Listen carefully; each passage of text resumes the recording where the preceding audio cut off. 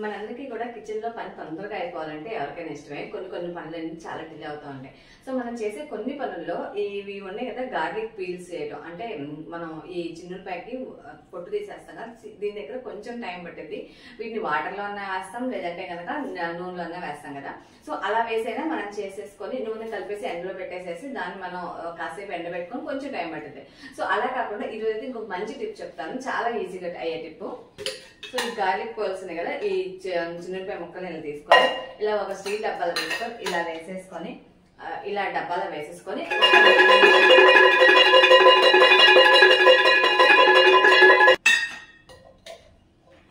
So ఇప్పుడు తీయండి, చాలా ఈజీగా వచ్చేస్తాయి.